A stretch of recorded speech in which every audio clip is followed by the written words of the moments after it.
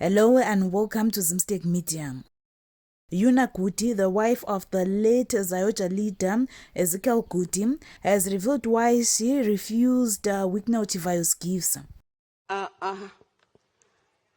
And I told her, I said, oh, thank you very much for the offer, but I don't think that I will take it. $2 million US. And you have projects that you see that they need money. But there was no mind and will of God there.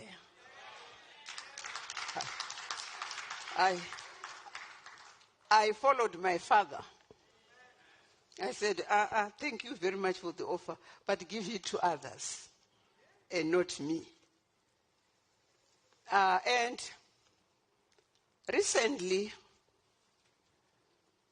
it was happening in the social media, but it was happening behind me. I did not know anything. The Lord made me not to know it.